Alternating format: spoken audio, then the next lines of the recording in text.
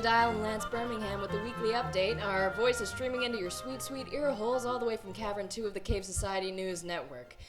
You've tuned in to 69.9 FM, The Pipe. Welcome one and welcome all. It's looking like it'll be a ripe evening tonight as the defecation tunnels have been clogged up by the Meringue family crime syndicate in their vigilante efforts to thwart the nefarious Ramon. So be careful to cover your nose and mouth if and when you go out there tonight, however balmy the breeze may be.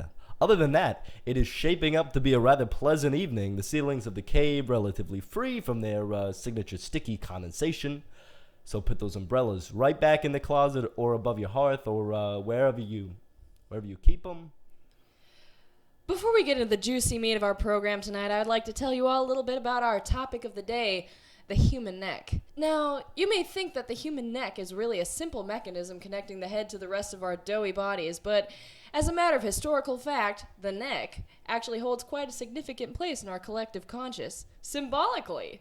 In the before times, it was a fashionable ritual for the long-necked French to line up at a contraption they called the guillotine and have all that extra neck trimmed. In front of the public, too, they flung their closets wide open. In fact, the trendiest designer of the time, Maximilien Robespierre, is famously quoted as saying, "A sensibility that wails almost exclusively over the enemies of liberty seems suspect to me.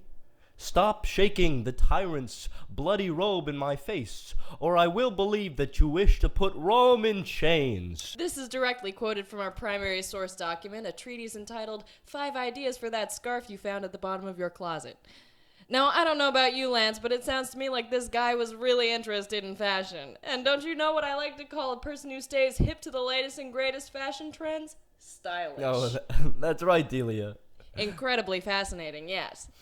And in other news today, we will be speaking with the most recent winner of the cave-wide lottery. One Mr. Lawrence Clatch is a very lucky cave dweller, indeed, the recipient of a very full jackpot. And let's get Mr. Clatch on the line. Yeah, hello, is this Lawrence Clatch? Hi there, Mr. Clatch. Yes. This is the Clatch residence. Now, just what and how much of it were they able to fit in that pot this week? That jackpot. I beg your pardon? We were hearing that you just won the cave jackpot this week. We were just wondering what your kind of winnings consisted of. Oh, quite a fair sum of money. Quite a fair sum. It's been truly spectacular. A couple handfuls, you could say. A couple handfuls of money right there. And how do you have any specific plans on how you're going to spend those winnings? Perhaps a vacation home going and to Disneyland. But by Disneyland, I mean Jerusalem. I've always wanted to visit. Jerusalem, a fantastic cave system beneath Jerusalem. That's fascinating. The Holy Land. And when do you plan to make this trip? As soon as I divorce my bitch wife. And I'm so fucking excited to leave her. I have the money for it. Half of it's going to divorce lawyers. The other half is going to Jerusalem, baby. wow, Mr. Clatch has got some. You got some big serious plans there, plans? mister. Do you Yeah, I do. Oh yeah.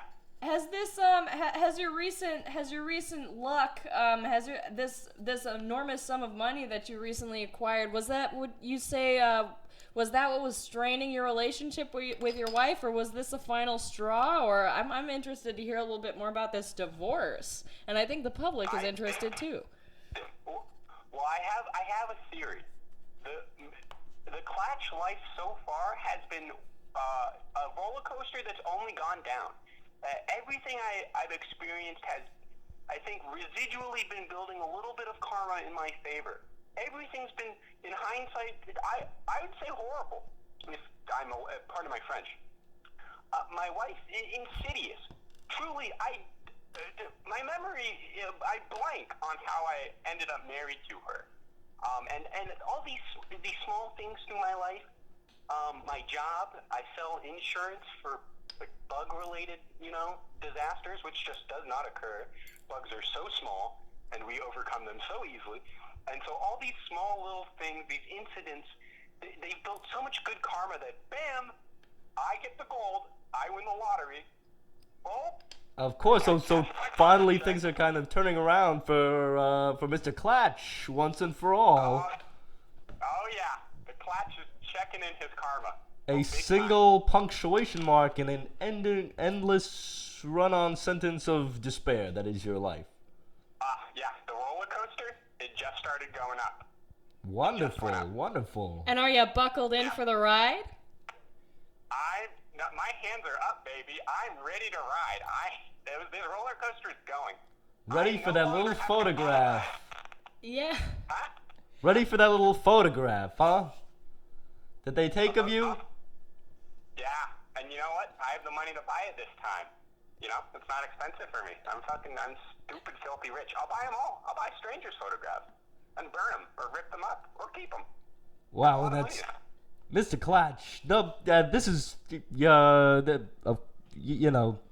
it's great that you've won this money. Are there any other relatives who've been coming out of the woodwork with their hands outstretched, looking? Are they trying to ask you to grease their palms a little bit? Have you been feeling any pressure from the rest of the Clatches? Old It seems friends. like your home life is deeply troubled and broken.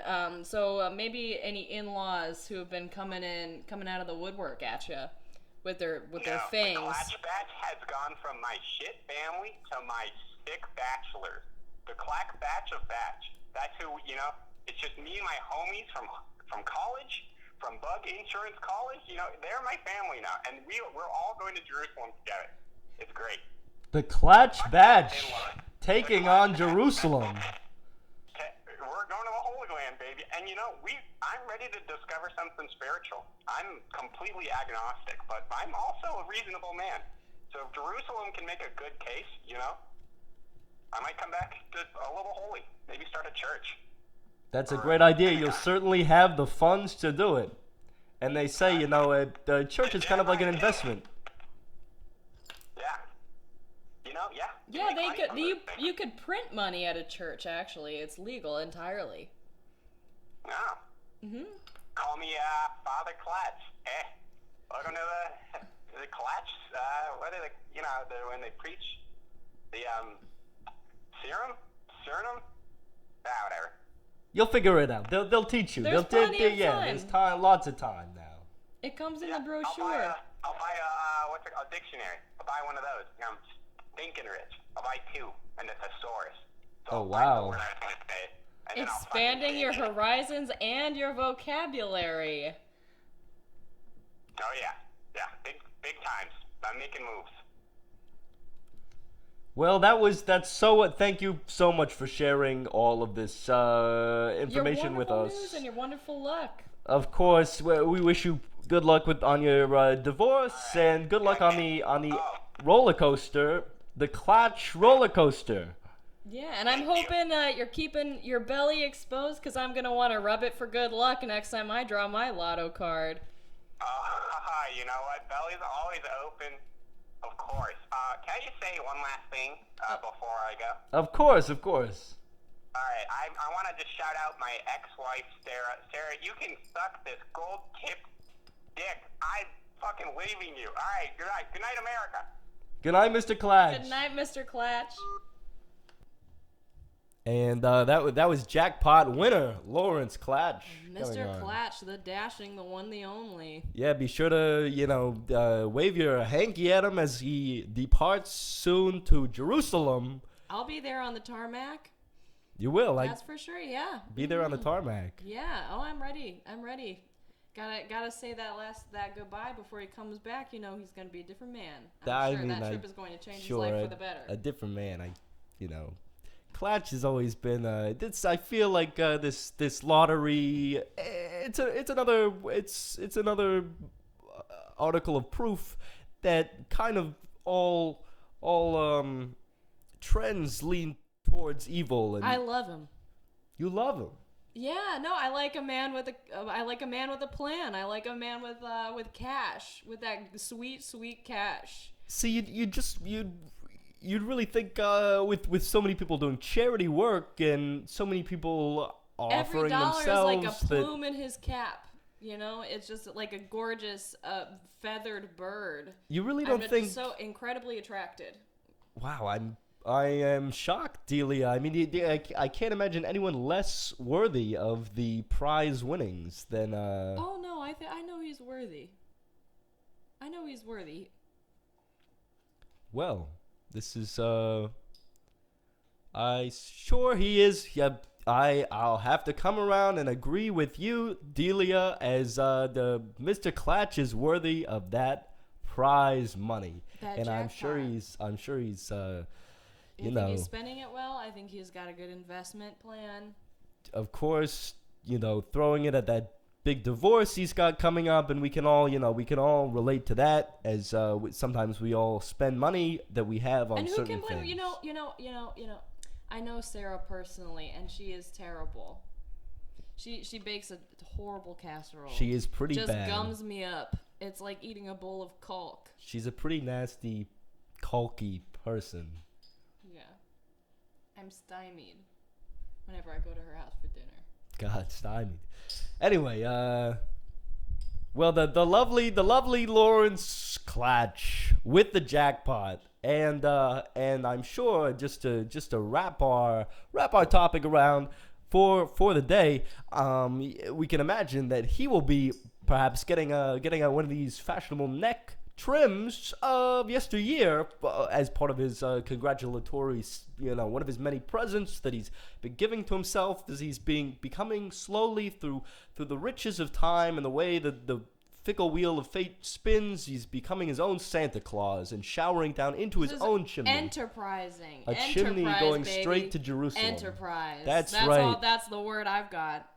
That's right. To say to you. The big word enterprise with a written big on his E, head. with a big E and a little NTSRPISE. And then maybe a big prize, right? Yeah. Ah, yeah. Good one, Lance. That was great. I haven't lost all the sharpness. No. Yet. Anyway, congratulations for listeners tonight. And welcome away into the sweet nothingness of sleep. This is Lance Birmingham And Delia Dial. signing off.